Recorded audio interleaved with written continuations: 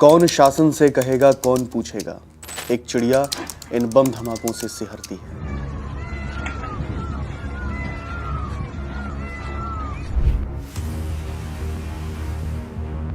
हैदराबाद में 400 एकड़ में फैला वन क्षेत्र को नीलाम करने का फैसला आया है। फैसले का आधार कि कांग्रेस सरकार यह वन क्षेत्र सरकारी परियोजनाओं के नाम पर नीलाम करना चाहती है। इस फैसले के बाद वहां का स्थानीय प्रशासन बुलडोजरों का एक जत्था लेकर पहुंचा, जिसके बाद हैदराबाद यूनिवर्सिटी के छात्रों और आसपास के युवाओं ने इसका विरोध किया।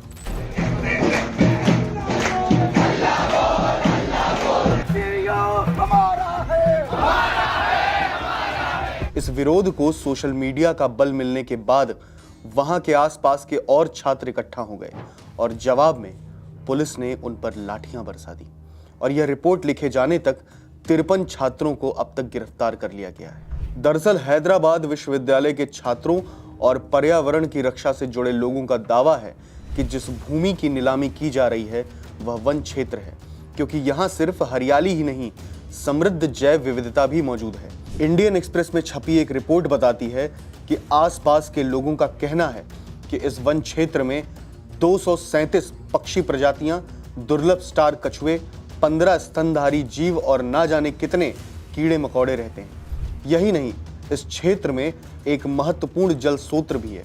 अब इस पर कांग्रेस सरकार का दावा है कि इस भूमि को वन क्षेत्र के रूप में कभी राजस्व विभाग के रिकॉर्ड में नहीं दिखाया गया और यह 1974 में स्थापित विश्वविद्यालय के लिए आवंटित भूमि का हिस्सा है। मई 2024 में सुप्रीम कोर्ट ने इस भूमि पर सरकार के स्वामित्व को सही ठहराया था, जिसके बाद कांग्रेस सरकार ने इसकी नीलामी की प्रक्रिया शुरू की। तेलंगाना के मुख्यमंत्री रेवंत रेड्डी ने विधानसभा में इस विरोध को राजनीतिक रूप से प्रेरित बताया और बीआरएस पर दुष्ट लोमड़ियों की तरह विरोध भड़काने का आरोप लगाया।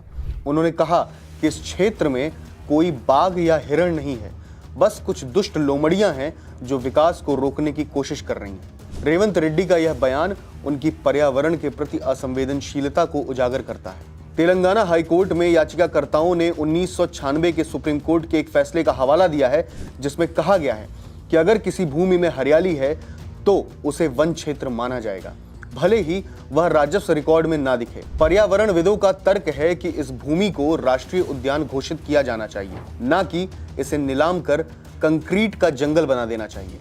इसी बीच बुधवार को तेलंगाना हाईकोर्ट ने कांग्रेस सरकार को 3 अप्रैल यानी गुरुवार तक इस 400 एकड़ जमीन पर कोई कदम आगे बढ़ाने से रोक दिया है। यानी रेवंत रेड्डी सरकार अगली सुनवाई तक यहां ना तो कोई पेड़ उखाड़ पाएगी और ना ही जेसीबी मशीन चलवा सकेगी।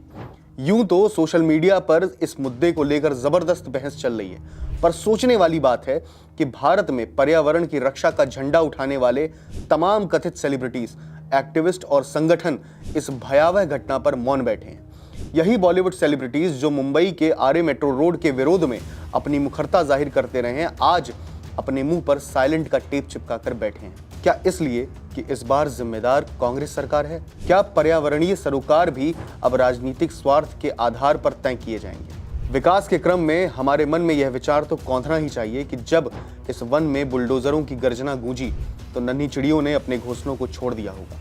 कछुए अपनी धीमी गति से भागने की असफल कोशिश कर रहे होंगे और जंगल में रहने वाले अन्य जीव भयभीत होकर अज्ञात गंतव्य की ओर बढ़ रहे होंगे। क्या विकास की परिभाषा अब यह हो गई है कि जीवन को ही समाप्त कर दिया जाए?